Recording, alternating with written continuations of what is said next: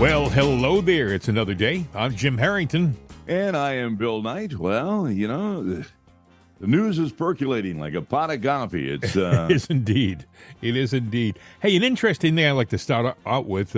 Sure. President Trump, his former lawyer was a guy named John Eastman. I don't know whether you remember this or not, but he was stopped, I believe, on a highway. This is like a year and a half ago. And they wanted his cell phone, and they were just making life difficult for this man. And this is a very well-respected, highly educated attorney who's had a wonderful career in law, but yet because he was Trump's lawyer, the left has been all over this guy's gluteus maximus. That being said, he was on Laura Ingram's show last night, and, Laura says to him, you've been quiet for quite some time. What makes you come out now, especially now, since they can use what you're about to say against you in a court of law? Why did you decide to speak out tonight, knowing that anything you say to the media or to this program could then be potentially used against you? Well, Laura, first, thanks for having me on. Look, I've been speaking out all along. We did nothing wrong. We were challenging the election for what even Vice President Pence described as serious allegations of fraud and numerous instances of officials violating state law. And if we can't speak out about that, then our freedom of speech, our right to petition the government for redress of grievances are gone. But also importantly, I'm an attorney, and the people that I was representing had a right to counsel. And what's going on here with the bar complaints against everybody involved in any of the litigation, this Fulton County complaint, the unindicted co-conspirators in the federal action, they're trying to stifle people from being able to get representation in election challenges. They've made that very clear that that's what they're up to, and we can't allow it to happen. John Eastman, and he's so true. He's so true. And he speaks not only for himself, but for Jenna Ellis, who was Trump's attorney, for Rudy Giuliani, who was Trump's attorney. All these people were essentially hired to represent President Trump, and the left is punishing them for that. And that by itself should be illegal. It's a crime. Yeah. Well, you know what? Kind of tying into it, there's several stories that are tying into it. And I think it's an effort by the left to basically silence the right. You've got YouTube now that's demonetizing a channel over, they were playing the videos like the audio clip we played yesterday where, Joe was sitting there, saying everything quite the opposite of what he is. You've got Democrats challenging the election results. There's that audio clip out there. And as a matter of fact, this is a big channel on YouTube, but they were playing that audio clip. So YouTube came in and said, you know what? We're yanking your money that you earned. Forget it. You're no longer monetized.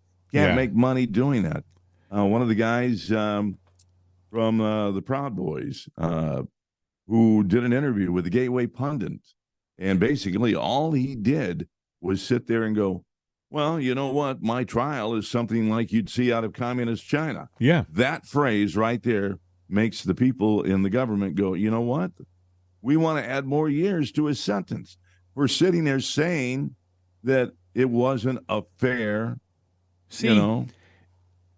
Giuliani's under attack. Anybody who has studied history has got to realize that what's happening in our country right now is exactly like what was going on in communist China, in Russia. They stifled free expression, free speech constantly. There was no such thing. You had to be careful with what you said. They used to have, it was so bad in Russia that they were encouraging their children to spy on the parents. If the parents said anything that was anti-government around the kitchen table, well, let us know, because it's important that they be schooled as to what is the proper thing to say. This is the kind of environment they lived in. And I can remember as a kid thinking, oh boy, I'm glad I don't live in a country like that. My God, you can't trust your family. Well, Well, let me ask you. look Oh, go ahead, around. go ahead. I'm just saying, look around you right now. What do you see this any different? I mean, they're encouraging our children right now in schools. You can make decisions on your sexuality when you're 7 and 8 years old. No problem. And don't tell your parents. You don't have to tell your parents. They don't have to know. Well, yeah, and that decision you get to make when you're, 6, 7, 8 years old is a decision based on what they tell you in the classroom. By the way, what you think is probably not true. Here's why, and I'm like going, there is no here's why. They're making this crap up. Giuliani got hit with a judgment against him. How would you feel that if you were accused of a crime, and they said, no need for a trial, we're just going to cast judgment on you? That just happened. Yeah. Giuliani over two Georgia election workers that were supposedly defamed by him because he didn't present the proper documents for his claim. All right. What it says here is a federal judge ruled Wednesday that Rudy Giuliani is legally liable for defaming two Georgia election workers who became the subject of conspiracy theories related to the 2020 election that were amplified by Donald Trump in the final weeks of his presidency. But I don't remember, Bill, like you said, I don't remember a trial. Well, no, the judge said that there was no need for a trial. She entered a default judgment. Unbelievable. Unbelievable. Yeah, so, and this, looking her up, I'm going, that name is familiar. I mean, she's been working with Mueller, all these cases against Trump she's been working on. You know who she was an appointee. I don't know if her position is all, but I know that she was George W. Bush. Well, I mean, George W. Bush, in my opinion, is as deep state as anyone on the left. Except he was better at lying to us at the time. I mean, I used to see these guys after they left the presidency. It would be George H.W. Bush. It would be Jimmy Carter. It'd be President Clinton. It would be Barack Obama, and it'd be George W. Bush, and they'd be walking around at some event, and they'd be laughing with each other and having a great old time. And I would think, well, I guess they share the common experience of being president, and that trumps the other things, the differences between parties. But I don't think that's the case. I think that they will always play on the same team. Oh, I do too. I think it just became more relevant now that when Trump got into office, and I think that was the big fear. Oh, that judge goes back to the old Russian collusion and everything else. So, the fix was in on Trump way before he ever got into office the first time, because he had goods on him. He knew who they were. But unfortunately, they were conniving enough to where, he couldn't get the job done to get them all exposed and fix everything. There was a lot to do.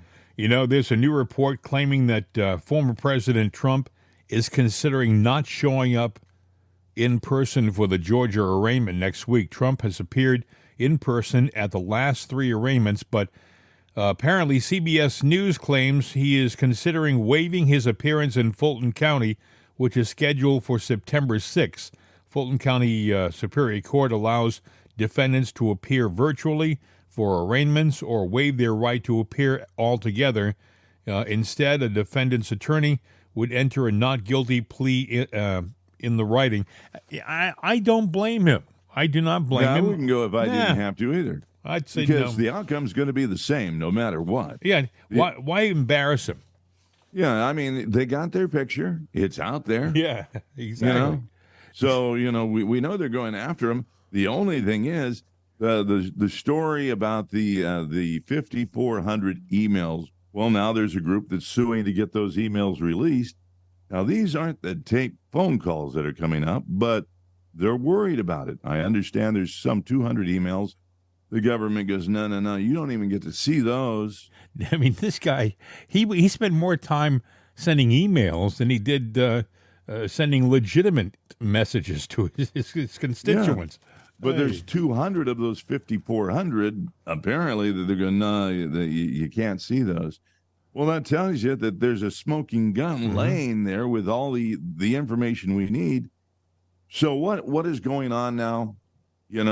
Mueller's getting back together going, yeah, we got to get the grand jury reconvened because, well, we got more indictments to file, and then, Fannie is down in Georgia ratcheting up the heat too.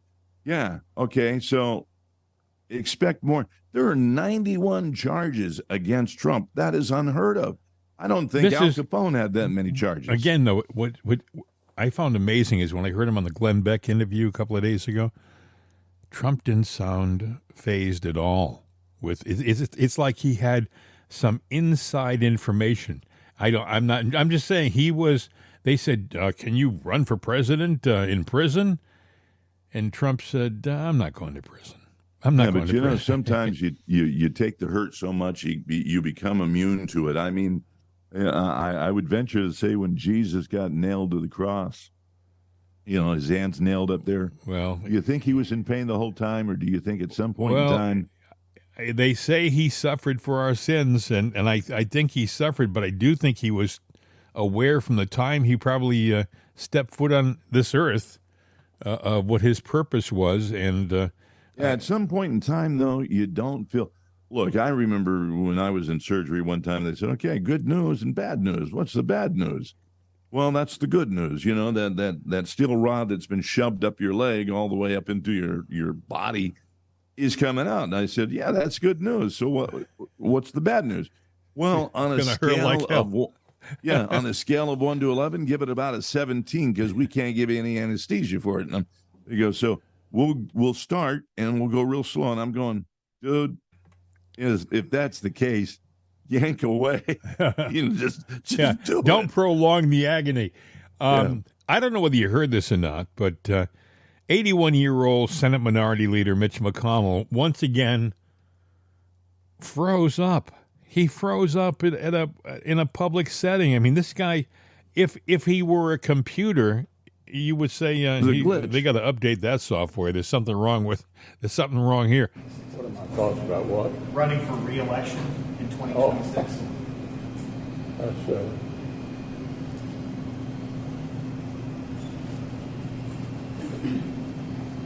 Did you hear the question, Senator? Running for re-election in 2026? All right, I'm sorry, you all. We're going to need a minute. Senator. Benny.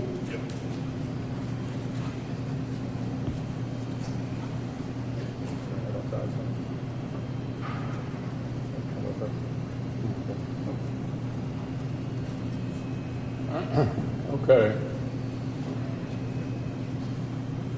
Somebody else have a question? Please speak up. He froze up with a question, and he froze up for about a minute or so, maybe a little longer. Some of his aides had to come out and kind of shake him a bit. You can hear by his answers, he's struggling to sound coherent, but it's almost like he had a mini stroke because he. I was just going to say that sounds like is a mini stroke, because that could happen, and then things kind of come back. And his language was slurred, Bill. Mm-hmm. Not that he's the most articulate guy in the world on a normal day. He's always kind of mumbled, I mean, we should really call him mumbles, but however you feel about him, having the strokes, that's a serious thing. Mm-hmm. And I'm not saying that he can't finish out his term, but he needs to get some help. You look around the landscape of the United States Senate. You got Mitch McConnell blanking out in public. You've got John Fetterman, who he's hiding somewhere now because every time he goes out there, it reminds his constituents that we have a severely handicapped man in the Senate seat in Pennsylvania, severely handicapped, that he never should have been there in the first place. I've heard people say the Senate requires sharp, aggressive, intelligent leadership, all of which a guy like Fetterman can't provide right now. Not that he's stupid by any stretch of the imagination. I wouldn't vote for him. He's not my cup of tea. He advocates everything I disagree with. But when he was sharp and hadn't had his stroke, he was more in charge. Now it's like an engine with no gas. When you see him talk, it's like, holy smokes. And I haven't. Have you seen anything, Bill, in the news in Pennsylvania about John Fetterman? None whatsoever. I mean, I think we talked about it, you and I, off mic last week. You know, there's they had a picture of him, and a lot of people sat there and said, that's not him. It's a body double, but the double wasn't that great. There were a lot of discrepancies in the picture, from the ears to the nose to the wrinkles in the forehead, and there's a peculiar slant with those wrinkles. That was a strange thing, wasn't it? People, I wish we could show this to people, but it's out there. It showed John Fetterman with a new look, they called it. He had a mustache as opposed to a goatee. The goatee was gone. He was thinner in the face, but what you said, his ears didn't match at all. And ears are something you really can't hide. I mean, you can do a lot of things to a face, but the ears are, they're a sign of who you are. Yeah. And he looked different. Yeah, and also, the head being shaved on both of them. In the back top portion of his head, and Fetterman has, I think, a more pronounced point than the double had. If it was indeed a double, I'm not going to sit there and say it was or it wasn't, but I said it, but I'm not going to say the person was or wasn't. Simple fact is, in the photo, there were some not some. There were a lot of discrepancies. Definite, yeah. And I'm looking at even the coloration of the eyes was off, and I'm sitting there going, you can doctor a photo. You can, you've got your subject matter. You can, with today's software, you can do a lot of different tweaking and everything, but these were fundamental features that you don't tweak.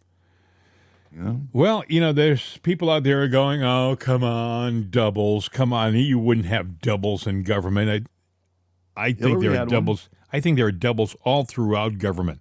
I think a lot of people have doubles. It's just the way I think the system works.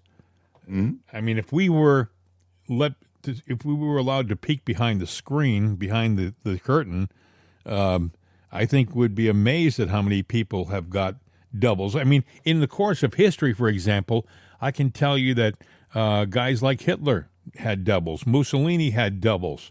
Supposedly Stalin had doubles. These were commonplace.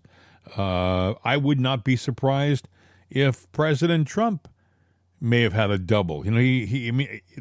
There are just times when it's necessary to make an appearance when it's physically impossible for somebody to do so. So I think that's where the doubles come into play. Or maybe if you want to get a little deeper, maybe they're more dangerous situations, and the powers that be don't want their primary person to be in jeopardy, so they put a stand-in the place, But would you want to be a Trump double, though? Because, he is the polarizing double, because he's either vastly loved or vastly hated. If you're a lefty, you hate him, and that's it. It doesn't really have anything to do with what he says politically. You're right. He was vilified by Hillary and early on, and the deep state. Early on, and that's where the collusion Russia came in, and that was fake. The urination on the bed, that was a fake story. Well, and it goes on and on and on and on and on. It's funny you should say this. One of your old co-workers, this audio clip, actually it's a video clip, but I'm going to play the audio here, of Glenn just going off on having had enough of the lies. And I believe was recorded last Veterans Day on his TV show. It's making the rounds now again. It's hot. A friend of mine named Jeff, one of our regular listeners, sent it to me, and he said, you got to hear this. And right. I listened to it, and I remember it, and I think you should hear it too, because he speaks for us. I think I just have to say it like this. I don't know about you, but I'm tired. I am worn out. I am fed up. I've had enough. I am tired of exposing corruption, doing our homework, going overseas and having documents translated to make sure they're exactly right, presenting the evidence. We know what's happening, except then once we expose it, nothing happens. Nobody goes to jail. Nobody pays for a damn thing anymore. Nothing. If you and I did half the things that people in Washington do every day, you and I would go to prison. Clinton got away with it. Even the left knew that the Clinton Foundation was dirty. They sold uranium to our biggest enemy, Russia. Nothing. No. She can take confidential, top secret emails and put them on her server at her home, something you and I would go to prison for. We would be in prison for the rest of our lives. Not a big deal. Benghazi? No. Not only did we show you that we were gun running to a group in Syria that became ISIS, that's what we were doing in Benghazi. Not only that, but just the killing of a U.S. ambassador, and, might I point out, on Veterans Day, we abandon our troops. Did anything happen? Nope. Nope. Nothing. Nothing. I'm tired of it. I'm tired of actually being open and saying, okay, well, let's look into the spying on this presidential candidate. That's a pretty hefty charge. Were they doing it? And then finding out, yes, they were, and nothing happens. He was colluding with Russia. My gosh, that should be the biggest scandal of all time if that were true. If it wasn't true, and it was started, and evidence, paperwork even showed that they knew, all the way to the White House. You'd think that would be even a bigger story. Lying to the FISA courts, nothing. Creating an enemies list, nothing. Using our own intelligence agencies to assist in this operation. Spending millions of dollars on a claim they knew that wasn't true. The collusion on Russia, they knew it before the president was ever elected. The scandal, the loss of billions of tax dollars in Ukraine, no big deal. The lies and the collusion with the Obama administration in Ukraine, no big deal. Hunter Biden, forget about Burisma. What was that, $7 billion? Who cares? Look at Hunter Biden and his father in China. Oh, but we don't have any proof of that. Yes, we do. We have all the proof anyone who cares to be honest needs. We have all the documents on his own frickin' laptop, which have been verified for people that were working with him, who were Democrats that had those same emails on their computer. Nothing. The scandal of our Justice Department, the deep state, which I didn't believe in 4 years ago. My gosh, you've got to be dead and probably voting in the last election if you don't see the deep state.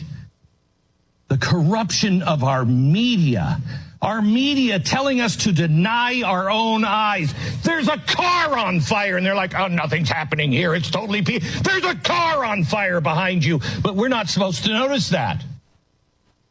Good has been made evil, and evil is made good. They ask you now to don't believe your own eyes, believe us. Our country is being torn apart on the streets by radicals who are marching with no Trump, no Biden, no America signs. But don't worry about that. This is just a peaceful group. Really? Our children are being indoctrinated with all kinds of crap, telling them that they're racist because of the color they were born with. The teachers' unions completely out of control. The lies of Black Lives Matter, Inc., and no one seems to care. No one seems to care that Black Lives Matter is actually a corporation. that Black Lives Matter on their own manifesto said they wanted to destroy the nuclear family, but that's all fine. Antifa? No, they're not wild in the streets. It's only an idea. Yeah, kind of like Nazism was an idea. But yet, if you support the Constitution, if you just say, I want a fair and legal count, you're a radical. You're an anti-government zealot. I've had it.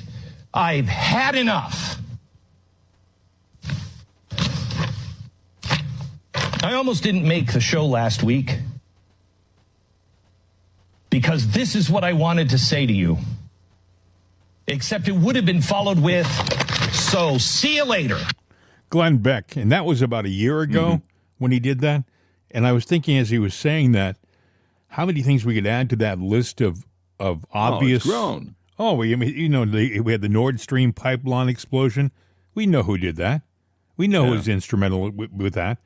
We had the Afghanistan withdrawal a couple of years ago. We had just one thing after another. We had the fires just last month in Maui. Yeah. It is amazing. So much. If somebody really cared, so much is out there, so much evidence. It would be a slam dunk. Bill, I heard this morning. If you look at one of the stories on one of the sites we go to, Kevin McCarthy is now seriously considering an impeachment inquiry, and I'm thinking, why the hell do we have to do that? Yes, why? Just do it. Pull the trigger. Do it. I mean, listening to Beck, I know him. We worked together a long, long time ago. But, the fact is, and if he were listening right now, he would relate to it because he did that rant. And, if you've ever been in a relationship and you hit that pivotal point, enough is enough. Yeah. I'm done. Yeah. Now, he said, I almost didn't do the show last week because I would have ended it. I'm out of here. See ya. I'm out of here. Well, let's fine tune that. I want a divorce. I want to divorce America because this is not America. You are not you anymore. What is reality is now a lie. What is a lie is now reality. Well, you heard what he said. He said 4 years ago, he didn't believe that there was a deep state 4 years ago. And nobody did. And I think even if you say, no, you're lying to me, you're in denial. You want to believe that this is all just legal and lawful. Sleep and don't worry about it. Have some coffee, get a good night's sleep, and just let's go about everything as we normally did. Yeah. And nothing to see here. Just move along. Everything's fine. Nothing happening behind the scenes. And that's just not the case. It's just not the case. I mean, look, Rome is burning. We got to do something. But no, we don't. I do think that we are savable, and I do think there are people, powerful people on our side who are working behind the scenes that we don't know about and we can't know about right now. We just can't know. They can't tell us anything that they're doing to try to save the country because if they do, it's like showing the other side, the bad guys, what's going on. So they have to pretend nothing is going on. I know it's a leap of faith for a lot of people. A lot of people just don't believe that's true. But why would a guy like Trump put himself in the position he's in right now when he doesn't have to? Why? If there was no possibility of rescuing our country, he even said the other day, by the way, when they was asked the question, well, don't you expect cheating in the coming election? Don't you expect them to do the same thing in 2024 that they did in 2020? And he said, of course. Yes. Mm-hmm. I mean, they're aware.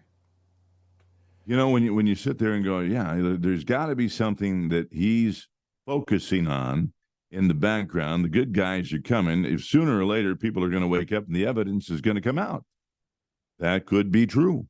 It could be also true that he's sitting there waiting for the moment with he's got things lined up. And it's just like I said, you want a divorce, and the other side's, is going, no. Well, let's just, and Right. They're waiting to get their ducks in a row to make their move. Or the other thing is, you're waiting to find that point to where you can jump off this sinking ship. I don't know which one it is. I don't know, because just like, he did the rant of 4 years going, enough is enough. Maybe, you put up with so much until you can't take no more and you jump off. Is the boat salvageable? I would hope so. I don't think this is a ship you just can't allow to go down. You just got to keep bailing. You just got to keep bailing and trying to save it. Because, as a matter of fact, Trump says if we go down, the rest of the world's going to go down. If we go down as a country, that there's no saving the rest of the world because it's all connected. There's so much that is dependent upon us as not just an economy, but as a moral standard for the world. And if they lose, the moral standard of the United States, then there's no hope for the also rants. I'm going to play for you a cut, Bill. Well, okay. Go ahead. You have something you wanted to add? Well, I was just going to say, let's take the other side of that coin. The ship can't go down. The Titanic went down. It was unsinkable. There's all these things that go along. But what would happen? All right, if we can't let this ship go down. But let's say that, just for argument's sake, you can't stop it from sinking. It goes down. Then the whole world goes down. Well, what does that mean? What would life be like if it does? Would we phoenix and something new, good come out of it? Or would we just go into total anarchy? It would be, the world would be dismal and gray. Or would the Big Bang turn into a big and we're gone? No. When I say that we cannot allow this to go, I don't think we have an option. I mean, our forefathers stand fast. They didn't want to go fight the British in 1775 and 1776. They didn't want to go up against the strongest army in the world, but they didn't have a choice. The Union Army didn't want to go to war with his brothers in the Civil War.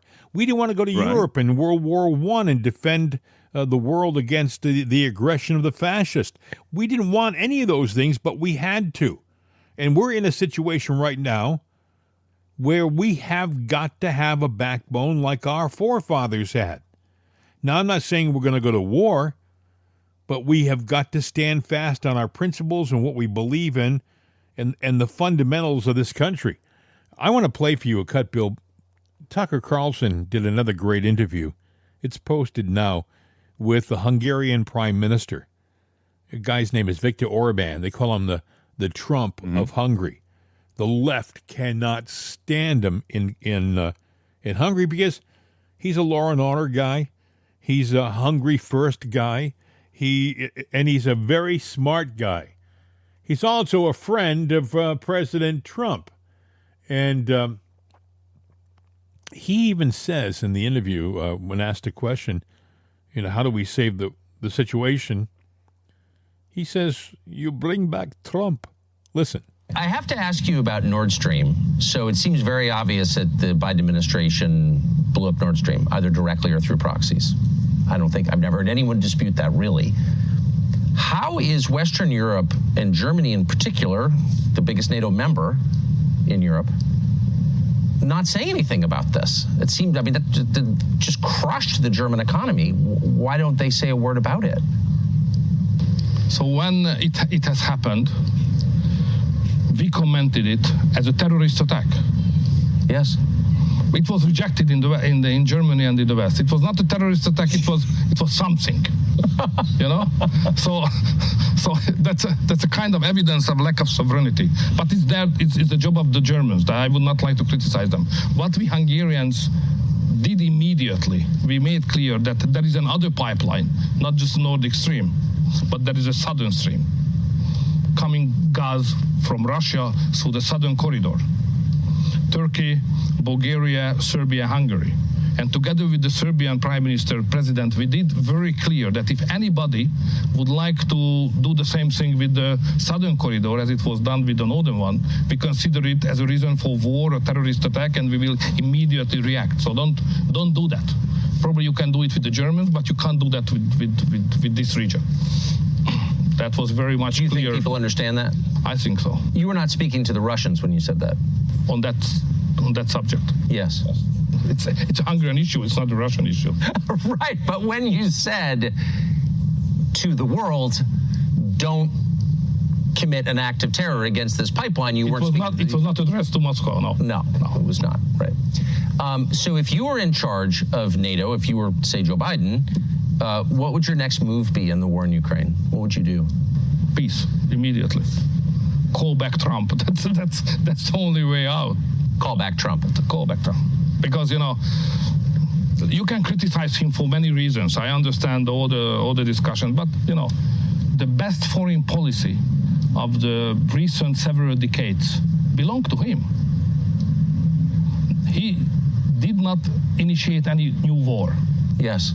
He treated nicely the North Koreans and Russia, even the Chinese. He delivered a policy which was the best one for Middle East, Abraham Accords. Yes. So that was a very good foreign policy. He's criticized that he's not educated enough to understand the word. But this is not the case. Facts counts, and his foreign policy was the best one for the world in the last several decades I have seen. And if he would have been the president at the moment of the Russian invasion started, no, it would be not possible to do that by the Russians. So Trump is the man who can save the Western world and probably the human beings in the globe as well.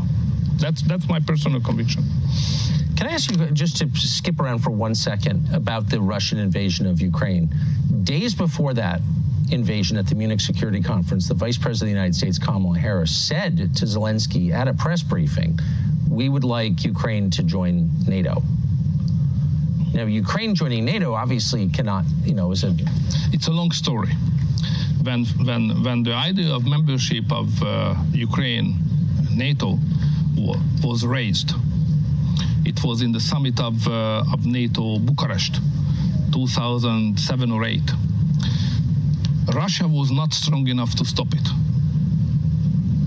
So there was a real chance at that time to integrate the Ukrainians into NATO. But it was rejected. There was no agreement among the big Western countries to do so, so it was postponed. But after 2 or 3 years later, the Russians became stronger and stronger and stronger. And now they are even stronger. So we missed the historical opportunity to do so. And this window of opportunity is not open anymore. So we can't do that. So we can't afford to have that long borderline between Russia and Ukraine, who belongs to NATO. That would mean immediate war danger to all of us, even in Washington. So it's dangerous even for the United States. It's not dangerous for the region, but even for you, for the families. Because it could provoke a nuclear... So it's not a realistic proposal at this moment. So forget about it. We should say just the opposite. We should make a deal with the Russians on the new security architecture to provide security, sovereignty for Ukraine, but not membership in NATO. Viktor Orban, the president of Hungary, and what he said about Trump is so interesting. He said, you may think he's not a man of the world and doesn't understand what's happening in the world. He says, this is not so. He says, facts don't lie. Trump had the best foreign policy of any president, any country in decades. Yeah, he did. And Orban also said that when you say that you're winning the war in the Ukraine, that's a lie. It's not just a misunderstanding. It's a lie. It's impossible. Everybody who's in politics and who understands the logic, the figures, the data, no way. The poor Ukrainians die every day. Hundreds and thousands. My heart is with them. It's a tragedy for Ukraine, but they will run out of soldiers before Russia. Oh, my God. And when you look at how many are dying, Bill, I think they said Russia what was it 50,000 last month, but the Ukraine lost 400,000. I mean, they're losing. Yeah, I mean, they're losing their entire population. The only smart people in that war were the people who got the hell out of the Ukraine. Yeah, I don't understand how we can so nonchalantly keep supporting him. The Biden regime just asked to send another $250 million in assistance to the Ukraine. It's not all in cash. I mean, it's going over there for missiles, for high mobility artillery rockets, for rounds for the artillery. I mean, it just goes on and on. But still, you have to buy all that stuff. So initially it's cash, and they talk about us and our shortages over here. Our military is short on supplies, yet we're sending all of our stuff to the Ukraine. And Biden joyously does so. Oh, good, we'll send more to the... how much did we send so far to Hawaii? How much is going down to Florida? Actually, now they say they're going to give them $95 million. But, okay. And Hawaii is a whole different thing. You got a senator resigning over this thing.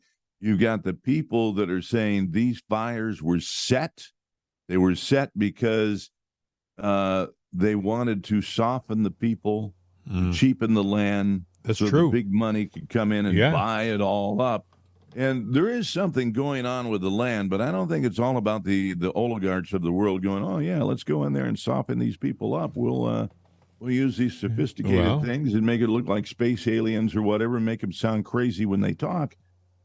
It doesn't matter. The end result is the same. And when you look at that, just an observation, you look at all the fires in strategic areas or simultaneous fires, by the way. High collateral areas that, wow, boy, now that it's burned down, that you could get that land cheap. Boy, what precious land. Boy, wouldn't that be nice to have? Why is it all over the world? Well, global warming, and I'm sitting there going, going back to the Beck thing, enough is enough. Come on, you've gotten beyond the point of reason. They're killing people for stuff. I mean, when you think about it, they can't find, I think they said 2,000 children are missing. They're not saying they're all dead, but they don't know where they are. They're saying, well, maybe they're just not, they're unaccounted for. They haven't, well, where the heck are they? Well, who knows? How do you know they didn't come in and swoop up the kids and say, ship them off, put them in a crate, and we'll traffic them? That's true. I don't know. I mean, look at the hurricane down in Florida. It was out there as a 1. Well, it'll be a 2 when it hits land. Yeah, it hits land. It's a 3 and a 4. And, now I know I've been through them. Yeah, they can strengthen pretty quick. They sit out there and they stall. This thing did little circles, and it's done defying things, and it's there beating the hell out of Florida. And, it's almost like it came out of nowhere. I mentioned this yesterday, like 10 days before the hurricane hit Florida. We hadn't heard about this. Nobody was talking about this hurricane. And then, maybe about a week ago or 6 days ago, someone said there's a tropical storm out in the Gulf. And then all of a sudden it was this major hurricane on our doorstep. Yeah, and if you go and look at hurricanes, the history of them, you can sit there. This is the time of the year for them. And, it's like you look off the Cape of South Africa, you over there where they form, and they're like a little conga line. Dun, dun, dun, dun, dun, yeah, I know. That's true. The Atlantic. Here I come, America. Boom, boom, boom. That's what they do. Yeah. You can predict them. This was like, what? Where'd that come from? It didn't. Dun, dun, dun, dun, dun, dun. He's in Bill's in a singing mode today. No, I'm not. I'm just saying. That was how I look. I used to live down in Florida, and I know it looks like a conga line off the coast of South Africa. They form and they come right across the southern Atlantic, and they come right up one right Florida. after the other. Pick your partner, do-si-do. There it is. But this thing, Gulf of Mexico, has a little depression.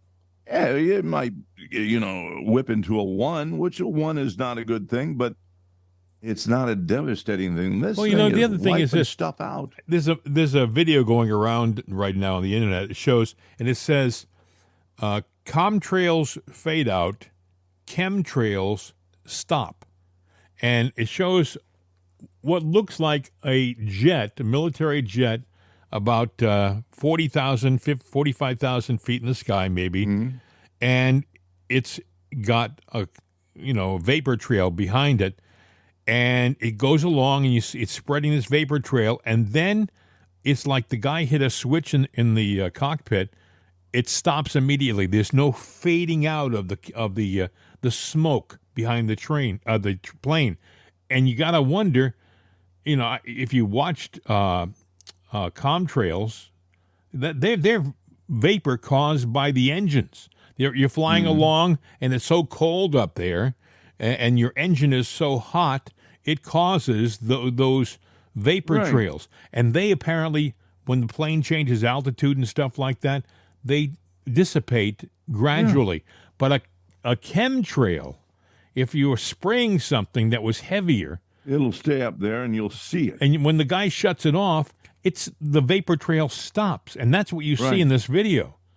You see this plane flying along about 50,000 feet in the sky, and you see it stop the vapor trail, like some guy hit a switch and just keeps flying away with no vapor trail. And you got to wonder, what the heck is going on now? Can they affect weather? Can they manipulate weather? I think they can. I think they've been able to seed weather for decades now. Yeah, they have, because there was even talk during the Reagan administration, and that goes back years, that, to save America, we could sit there and go up and salt the clouds. We could turn storms, but then the legal eagles got in and said, yeah. And, when that storm turns and goes and hits the country, and it was because of what we did, we would be liable to them. We can't mess with Mother Nature. But I think we've gotten to a point we can. My question would be, who's flying that plane? Yeah. Is he an Air Force colonel? Is he a part of the U.S. military? Or is there some other, nefarious organization running those like planes? the UN? Maybe they're control. Maybe they're the Get Smart control. There's control and chaos, and maybe they have their own military besides a little blue truck with a UN on it, and they actually have some pretty sophisticated stuff. You talk about skunk works. we would immediately have dismissed that like 4 years ago. Oh, that's ridiculous, the UN. But there's been so much that has happened in our world that is unexplainable. I mean, look at it. Getting back to Maui for a second, okay? They just put up around the major part of the city, they put up this 25-foot high black fence that you cannot see. They surrounded the city with, or a good section of the city, with a fence, so the prying media can't see what they're doing. The other thing is this: there's a lot of people who will say that that people like Oprah, like Jeff Bezos, like Mark Zuckerberg, who all have palatial estates in Maui, would love to have been able to gobble up the property on the island. As a matter of fact, I got a cut here from Jesse Waters giving an update on Maui. This is from, I believe, the night before last, but it's still very relevant. And I think you should listen to this, Bill. Hundreds of Americans are still missing after the deadly Maui fires. Many of them missing children. The Hawaii Electric Company was negligent with their downed power lines and are now involved in a cover-up. Water held back from firefighters. Roads were even blocked, trapping Americans inside the inferno. And FEMA officials have been staying at five-star luxury resorts. But it actually gets worse. The Free Beacon discovered that FEMA, in the middle of all of this around-the-clock search and rescue recovery mission, is telling their workers to focus on diversity training. FEMA is having workers do a 3-hour course on equity in the middle of the disaster recovery. The course teaches them how white supremacy is ingrained in nearly every system and an institution in the U.S.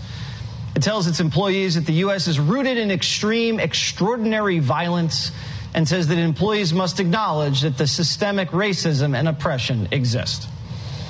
So while Hawaiians are missing kids and are prevented from seeing their scorched homes, FEMA officials are staying at the Four Seasons and taking a 3-hour course on white supremacy. I hate to tell you, but it actually gets worse. Hawaiians are being evicted from their homes so landlords can cash in. We've been receiving call after call of people who are being asked to be evicted by their landlords. People who are being displaced during a time of emergency when their house was like the only house standing in their neighborhood, simply because the owner of the house realized that their investment is no longer a sound investment.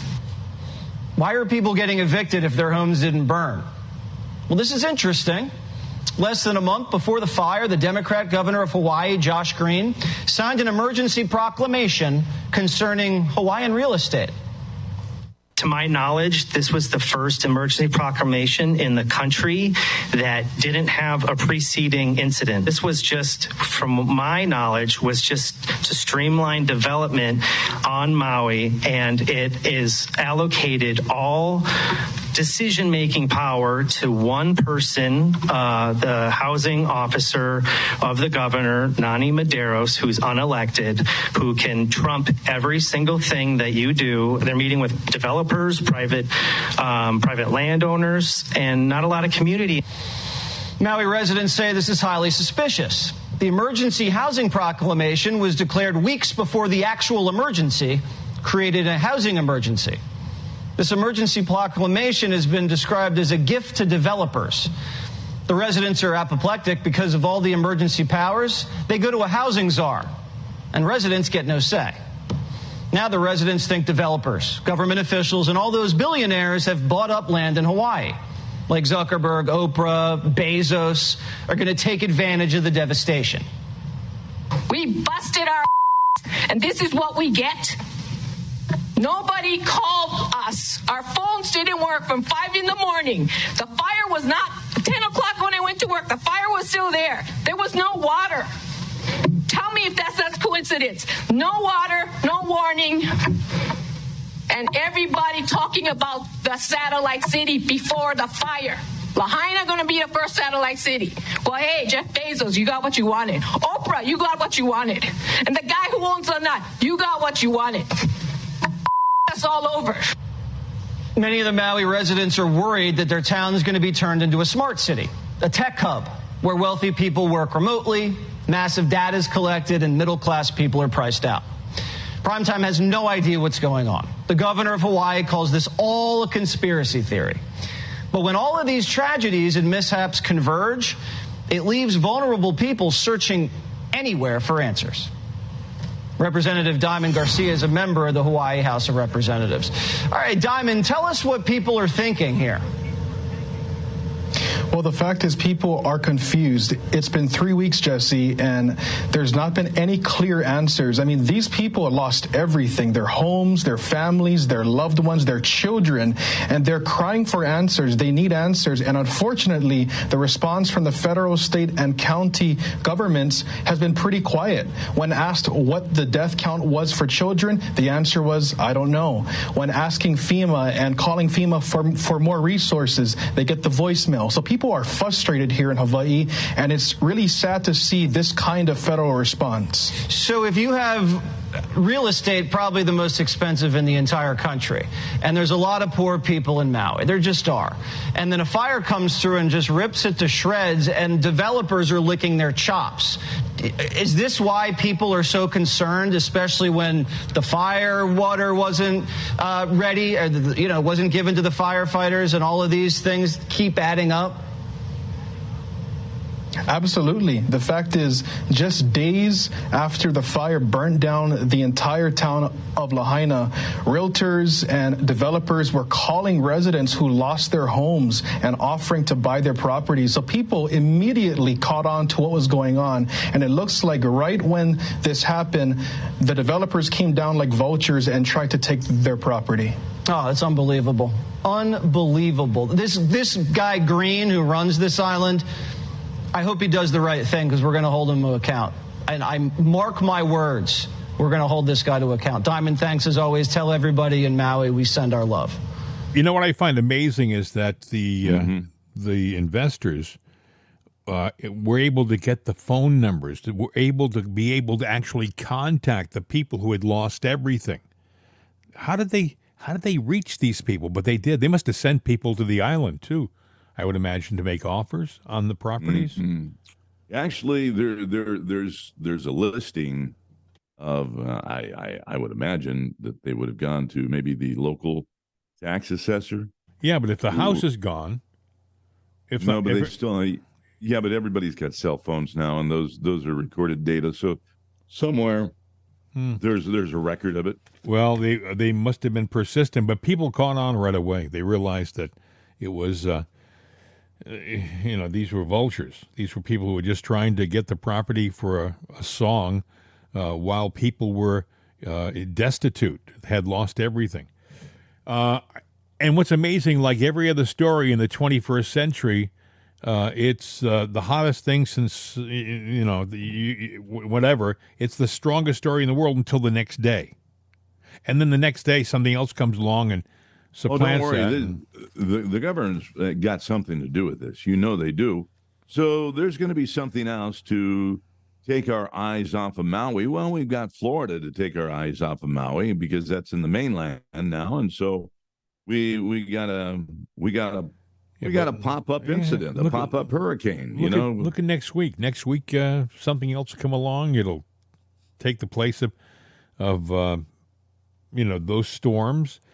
I was reading somewhere, Bill, and no one's talking about this at all. We just lost another food processing plant. Didn't hear about it. A big food processing plant just was destroyed, burned. This is within the last 3 days, and that's become so run of the mill. No big deal. Well, yeah, but you know what? People are not gonna pay attention to it until there's no food to put in their mouth. In other words, right now there's enough stuff out there that they can spread around and move around and, with proper distribution, get it out there. But the fact is, maybe we had too many plants, but, maybe we didn't. But, they keep saying, well, there's too many people to feed. So the stories don't really intersect properly with the narrative to what we're seeing happen. Well, I'm going to say that, there's a bigger scheme here at hand, and the processing plant's going away. Rest assured that with all of this confusion and turmoil happening in our world, we are led by a man who has a firm grip on the steering wheel of the ship. For example, here is our president, our fearless leader, Joe Biden, just yesterday. Listen. A drug company that makes a drug here in America, if it's sold in Chicago, you can buy the same drug in Toronto or Paris cheaper than you can buy it in Toronto. In Chicago. A drug company that sells the drug in Chicago, you can buy it in Toronto or whatever, and it's cheaper than you can buy it in Toronto.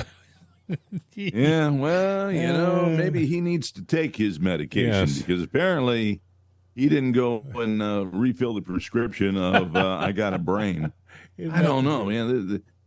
Isn't that the truth? But, he's our leader. And where is Kamala? Now, there's a poll out there saying that, what is it? She's boring.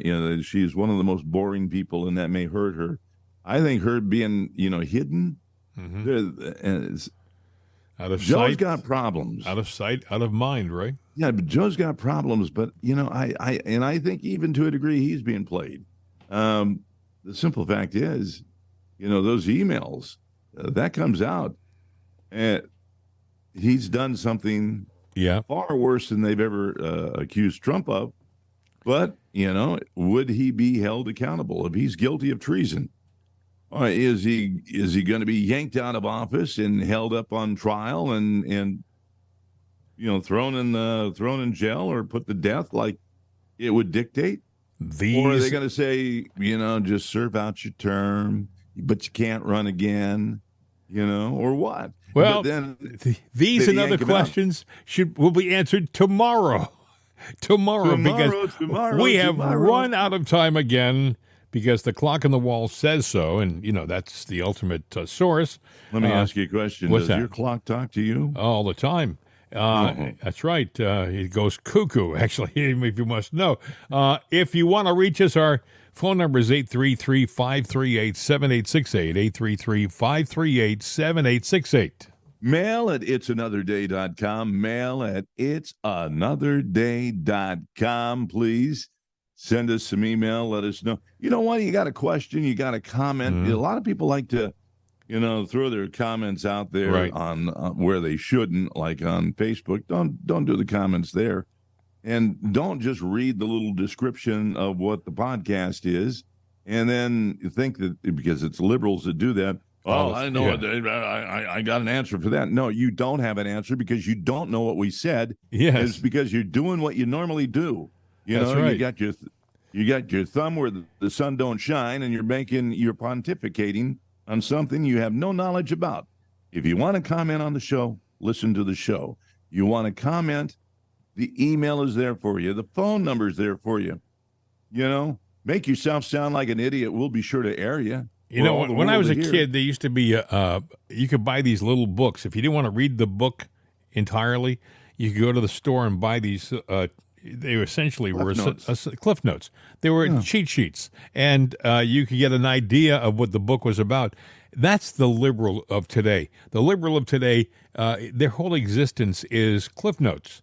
If you make major evaluations, lifetime judgments, by just doing little snippets of information as opposed to really studying what's going on in the world. You make your evaluation by watching everything on MSNBC. Oh, it's NBC. I mean, can they be wrong? Oh my God! And I don't think you should put all your judgment into what's happening on Fox or Newsmax or any of the cable networks because they all have an agenda. And you know what the agenda is, folks? Make money. Trust me. MSNBC is not liberal because they love you, lefties. They're liberal because they found that they can fill a niche, they can sell to a certain client and make a lot of money. And that's what they're doing. Fox is the same way.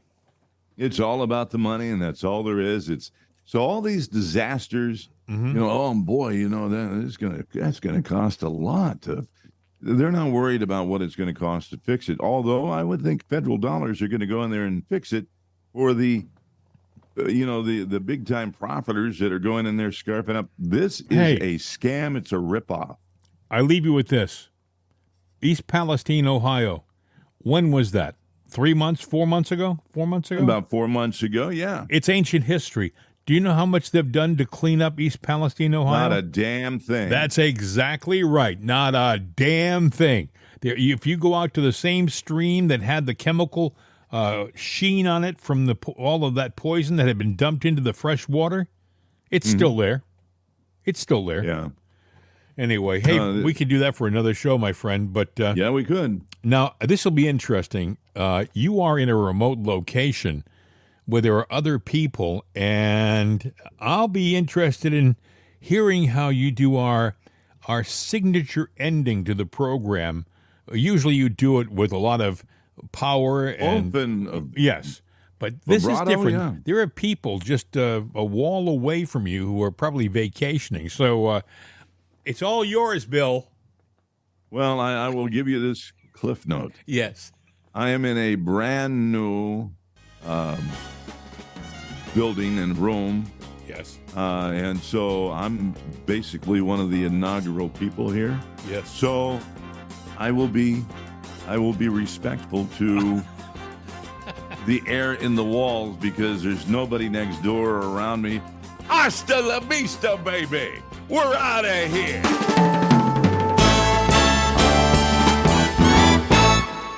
The voice of freedom, CRN America.